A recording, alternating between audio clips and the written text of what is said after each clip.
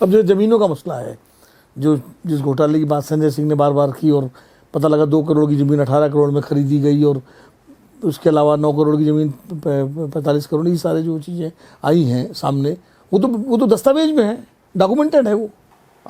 जब ये ज़मीनों का विषय उठा था तो देश के मैक्सिमम हिंदुओं ने इस पर यकीन नहीं किया था। हालांकि उसकी तो रजिस्ट्री है, कागज है, सब है, फिर भी यकीन नहीं किया था, क्योंकि उस समय ये था कि भाई श्री राम जन्मभूमि मंदिर और श्री राम जन्मभूमि ट्रस्ट को बदनाम करने की कोशिश हो रही है, इसलिए किसी ने यकीन नहीं किया। लेकिन ये जो घोटाला हुआ है, इस घोटाले के बाद अब लोग ये मानने लगे हैं कि यार वो जमीनों का घोटाला भी कहीं कुछ नहीं। मैं तो कह रहा हूँ अगर उसी समय अगर रोक लग जाती, सख्त कार्रवाई हो जाती, तो शायद ये नौबत नहीं आती।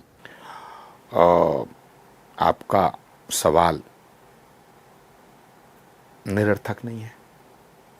तो वो कहानी है ना कि वो चोर एक बड़ा था, जो जब उसको फांसी होने लगी तो उसने अपनी माँ से मिलना चाहता हूँ, माँ मिलने आई तो उसने उसकी नाक काट ली। तो बोला क्यों, ये क्या किया? उसने कहा जिस दिन मैंने पहली चोरी की थी उस दिन मुझे थप्पड़ मार दिया होता तो आज मैं यहाँ नहीं पहुँचता।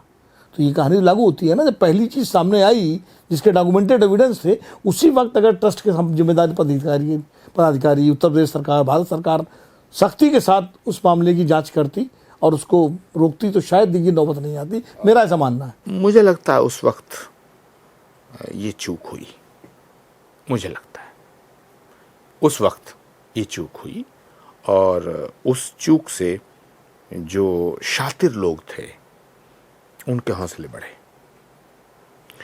और उनके हौसले भी बढ़े और उन्होंने फिर इतने बड़े घोटाले को अंजाम दिया। अब देखिए उस ट्रस्ट में उसका कंपोजिशन देखिए तो उसमें प्रधानमंत्री कार्यालय से जुड़े हुए लोग, उसमें मुख्यमंत्री कार्यालय से जुड़े हुए लोग, प्रदेश के गृह सचिव संजय प्रसाद जी भी उसमें मेंबर हैं, पदेन हैं, जिलाधिकारी अयोध्या उसमें सदस्य हैं, ये सारे लोग हैं उसमें।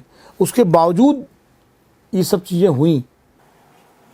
देखिए, जहाँ तक प्रधानमंत्री कार्यालय का विषय है तो मुझे नहीं लगता कि उनके कार्यालय से जुड़े हुए लोग ट्रस्ट में हैं। नृपेंद्र मिश्रा जी तो पहले पूर्व थे ना, तो नृपेंद्र मिश्रा जी का उनकी जो विद्वता है, उनकी जो कार्यकुशलता है, उससे दुनिया वाकिफ है। नहीं, वो तो लेकिन अब वो ट्रस्ट के अंदर निर्माण, नृपेंद्र जी तो वाकई योग्य है, कार्यकुशल है।